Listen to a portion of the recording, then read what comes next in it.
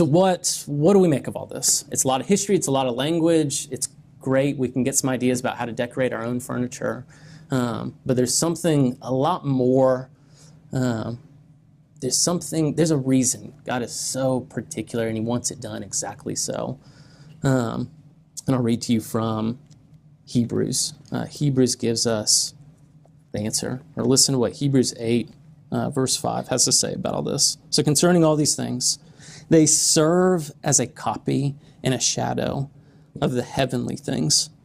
For when Moses was about to erect the tent, he was instructed by God, saying, "See that you make everything according to the pattern that was shown you on the mountain." So if Moses is shown what we just described, if Moses was shown the copy and the shadow, to the Apostle John was shown the heavenly things themselves for which they represent. And I'll tell you, I'm not prepared to stand up here and to walk you through the book of Revelation. There is so much there that I do not begin to grasp. But one incredible thing as I've been studying through this and seeing, if there is something you can walk away from for the next time you're reading Revelation, it is clearly set in a depiction of the tabernacle. From the opening page of Revelation, John is standing there on the Lord's day. He's called up in the Spirit. He's up in this heavenly realm. And what he first describes seeing, he sees this one like a son of man. And he's walking amongst the lampstand. And he turns to him and he says, "The lampstand, do you want to know the mystery of the lampstand? This is my church. Christ's church, Christ's light into a dark world." And then John turns and he sees the throne itself, this decorated throne, and the presence of God is on it. And before the throne, surrounding the throne, are these angelic creatures.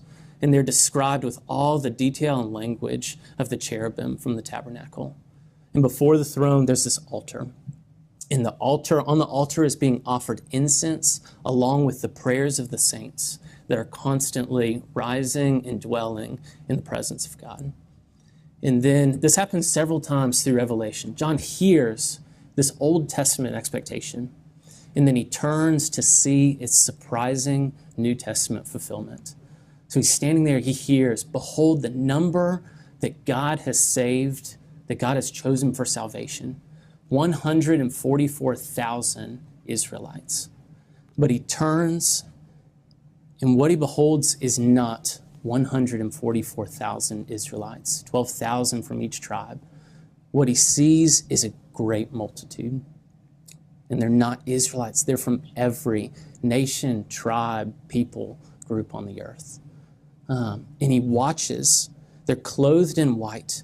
And he watches as they're invited over and they're seated at the table in the presence of the throne, to eat of the bread and to drink of the wine together with Christ. This sight would have blown Moses' mind. Because God's instruction to Moses was very specific. The Gentiles, we love them, we take care of them, we keep them out of the tent.